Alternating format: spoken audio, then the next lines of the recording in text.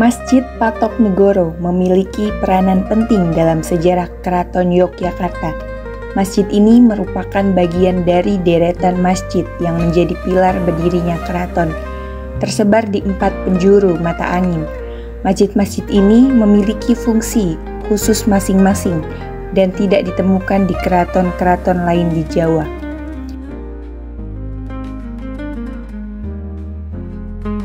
Keberadaan Masjid Patok Negoro di Yogyakarta sangat unik, terdiri dari 4 masjid yang didirikan oleh Kesultanan Yogyakarta.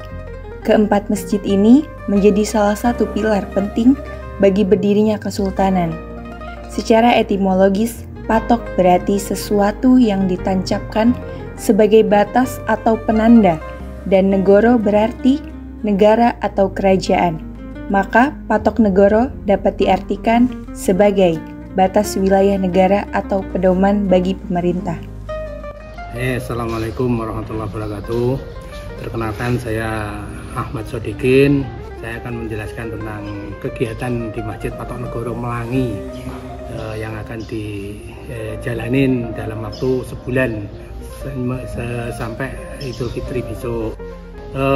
Sini itu kepanitiaan itu memang dibentuk dari BAPI. BAPI membentuklah kepanitiaan bulan Ramadan. Yang kebetulan untuk tahun ini saya yang didapuk untuk menjadi ketua panitia bulan Ramadan di Masjid Patok Negoro Melangi ini. Adapun kegiatan-kegiatan Melangi itu alhamdulillah dari tahun per tahun ya selalu ada peningkatan, dan ya intinya fastabiqul khairat. Kita berlomba-lomba dalam kebaikan, kebajikan itu.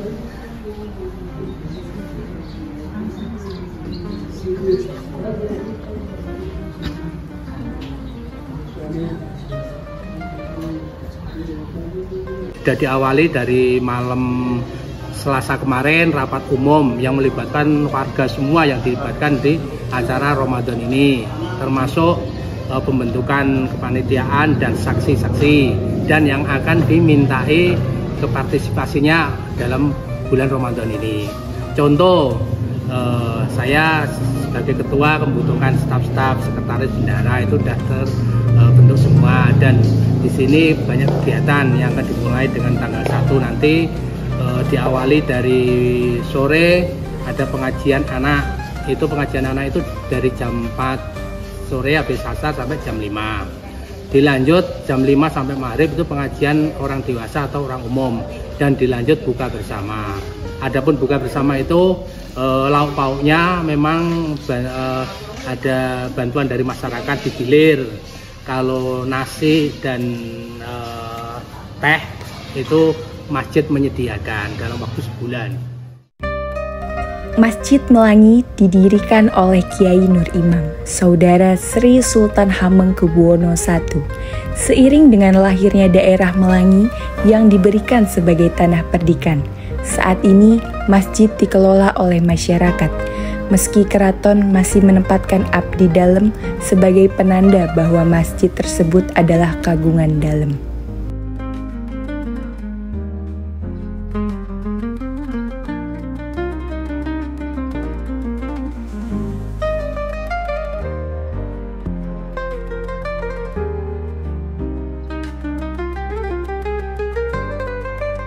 Lokasi Masjid Patok Negoro terletak di pinggiran Kuta Negara, berdekatan dengan wilayah Negaragung.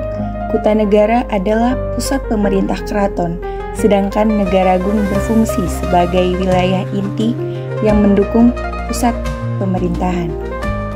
Nanti setelah buka bersama, sholat maghrib jamaah bersama, nanti dilanjut isya, dilanjut sholat taraweh, dan nanti habis tarawih itu dilanjut kegiatan tadarus, sifatnya umum tadarus itu, dan ini ditentukan juga.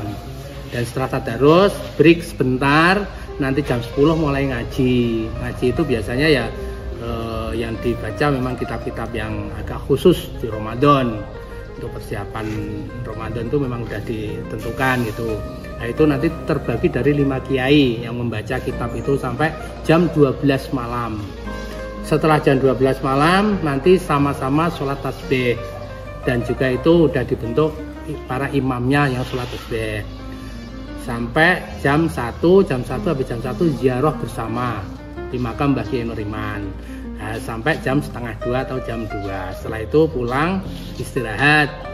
Setelah istirahat nanti sahur bersama di rumahnya sendiri-sendiri.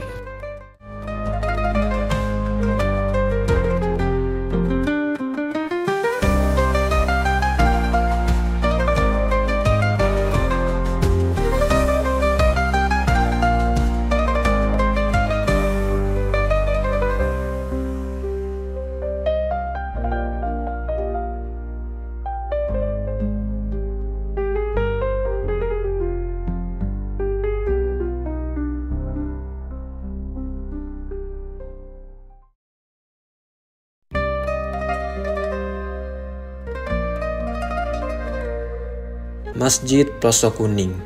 Masjid Plosok Kuning berada di Dusun Plosok Kuning, Desa Plosok Kuning, Kecamatan Ngaklik, Kabupaten Sleman, Provinsi Daerah Istimewa Yogyakarta.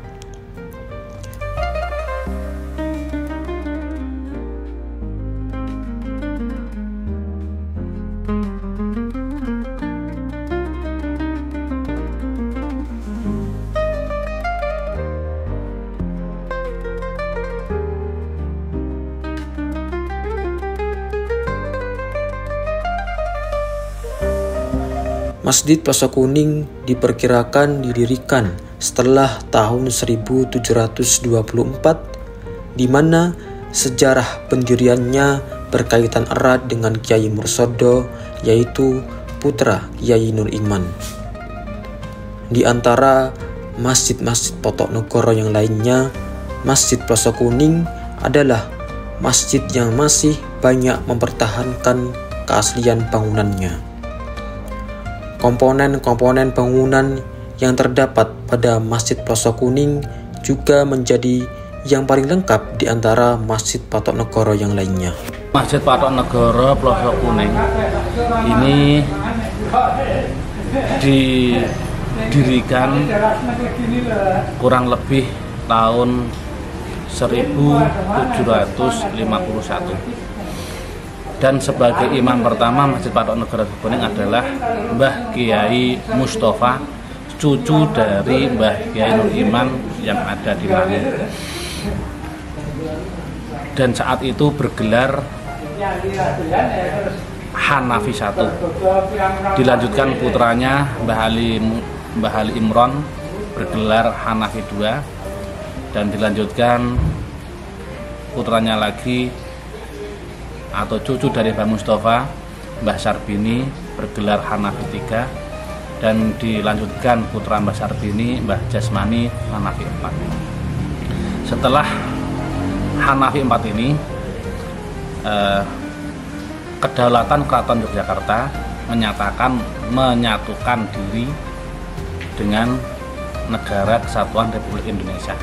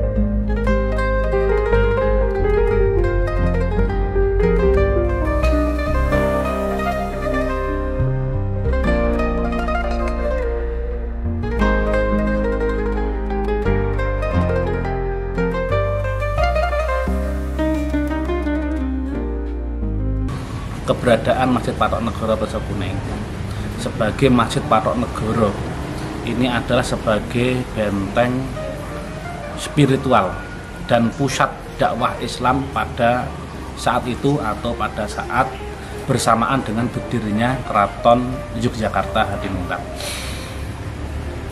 yaitu sebagai pusat di mana dakwah Islam di sisi utara ini disebarkan. Maka bisa kita lihat saat ini sekitar Masjid Pleso Kuning ini adalah banyak sekali kaum santri, karena memang pada saat itu adalah sebagai pusat penyebaran agama Islam dan sebagai pusat rekrutmen relawan-relawan, pejuang-pejuang untuk melawan penjajah pada saat itu, khususnya di daerah utara Keraton Yogyakarta.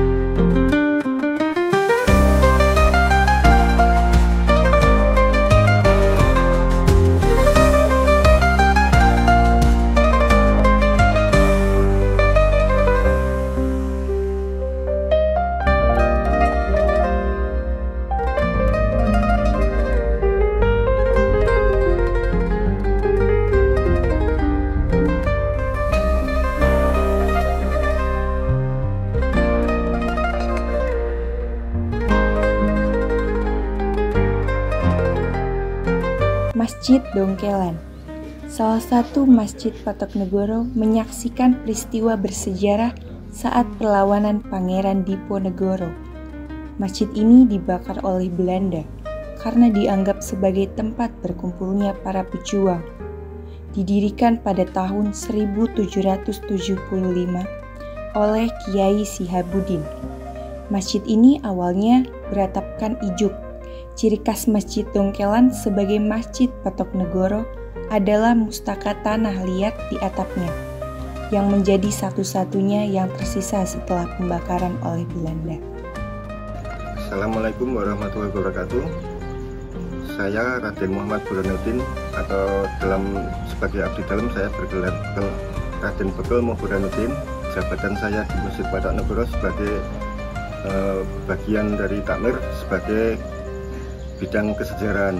Berawal dari ini dulu waktu keluar dari Keraton Surakarta, beliau kemudian melawan kebengisan dari Belanda, kemudian dia perang selalu menang, tapi pada saat itu kemudian akan mengalami kekalahan, kemudian beliau istilahnya semedi, kemudian mendapat wangsit agar mencari jago wiring kuning.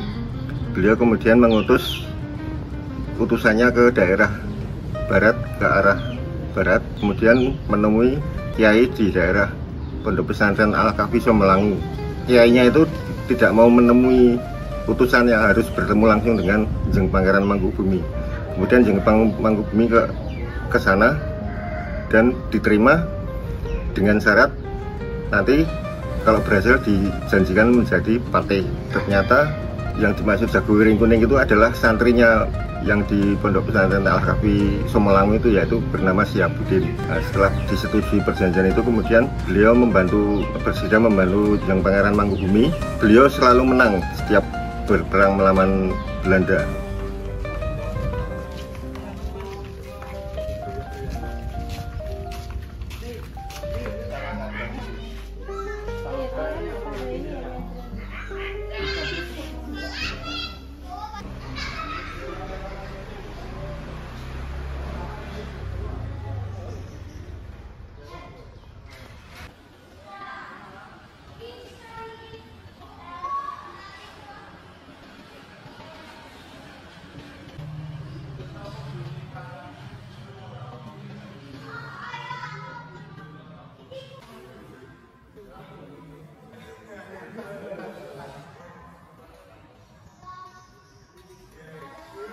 Setelah terjadinya perjanjian Kianti, kemudian Pangeran Mangkubumi menjadi Sultan Hamengkubuwono pertama. Ternyata Sultan itu lupa akan janjinya. Beliau sudah mengangkat patih, yaitu Tumenggung Yudonegoro ketiga, Bupati Banyumas, menjadi patih Yogyakarta bergelar Kanjeng Raden Adipati Danurjo pertama. Kemudian Mbah Syabuddin diangkat menjadi pengulu keraton yang pertama.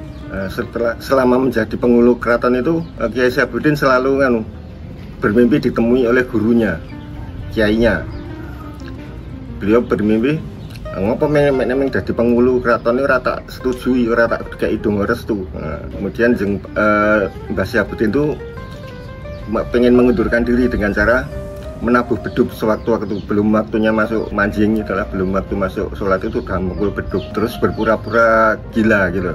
Setelah itu pada suatu pertemuan Mbah Syabuddin itu dilihat oleh Sultan itu ada kinjeng emas atau kinjeng dom yang putar-putar di atas kepalanya, itu mengisyaratkan bahwa Kiai Syabuddin itu tidak perlu diangkat jadi patih, tapi mendapatkan garwa Triman. Beliau kemudian mendapatkan istri Triman, yaitu bekas istrinya Pangeran Mangkubumi yang bernama Dewi Ulungayu.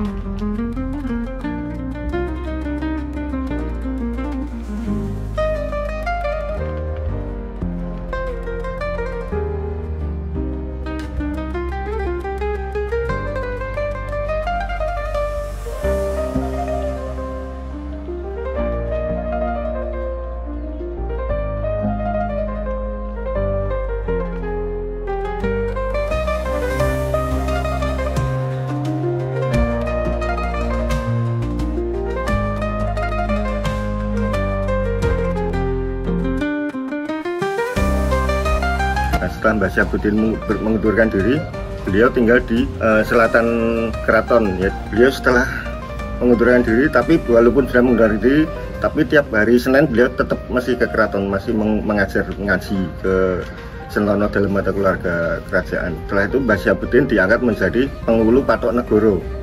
Setelah mundur dari pengulu keraton tadi menjadi pengulu Patok Negoro, yaitu tugasnya yang di Pengadilan Surambi atau Alkamah Al-Kabiro, semacam pengadilan agama kalau zaman sekarang. Masjid ini dibangun tahun 1775. Kemudian pada tahun 1825 masjid ini dibakar habis, yang tersisa tinggal umpak batunya, dibakar oleh Belanda.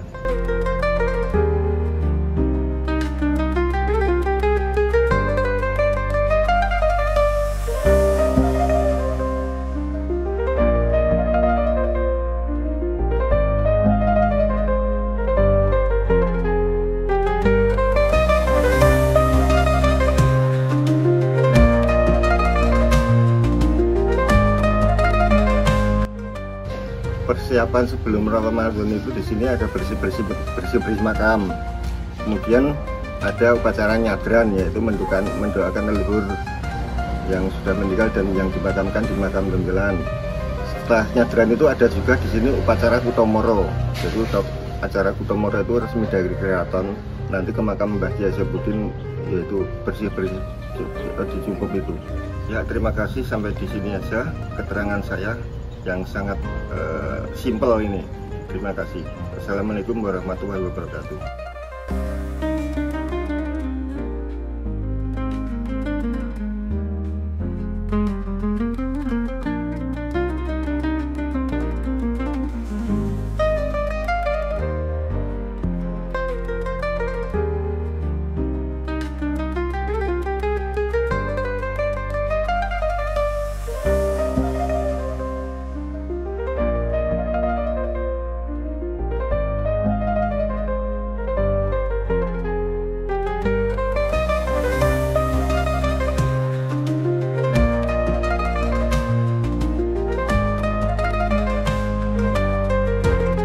Masjid Babadan.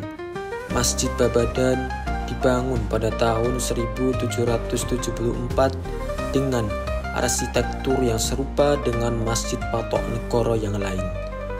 Ruang utama masjid ini menggunakan konstruksi tajuk dengan 4 sakaguru. Di bagian samping terdapat pawestren yang diperuntukkan khusus bagi jamaah wanita.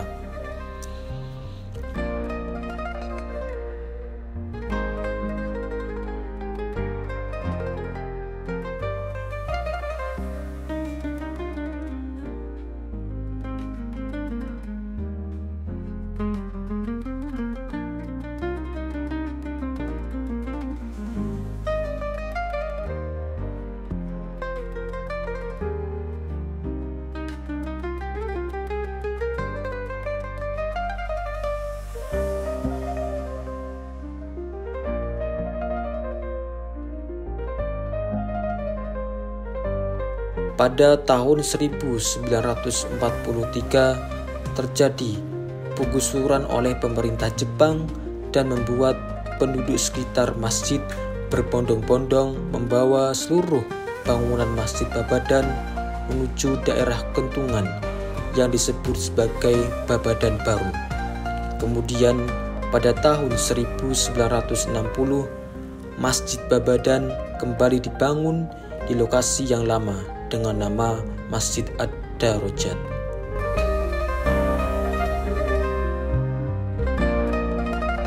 Karena sejarahnya dulu banyak orang Babadan yang eksodus ke tempat lain.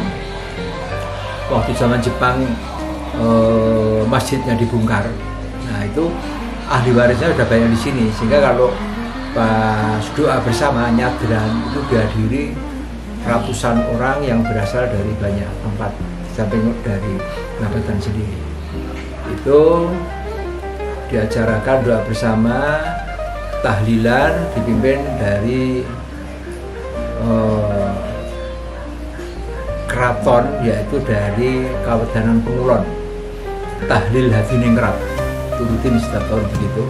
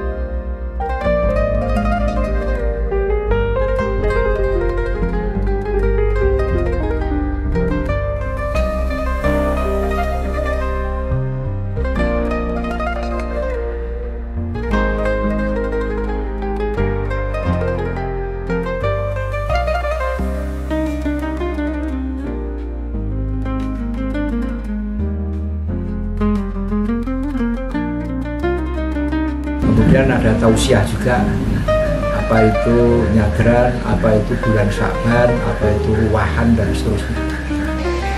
Ibadah Ramadan bagi para jamaah, sehingga cita-cita mewujudkan orang yang bertakwa itu sangat diharapkan, mudah-mudahan bisa tercapai. Oleh karena itu terus di masjid diadakan bimbingan melalui pengajian itu. 1 hari 1 malam 3 kali. Itulah harapannya nanti keluar bulan Ramadan, semua umat Islam jamaah Masjid Ad-Darajat Babadan bisa mendapat ridhonya, dapat mendapatkan ampunannya, rahmatnya, jadi maghfirah dan berkahnya, sehingga betul-betul bisa menjadi orang yang muttaqin.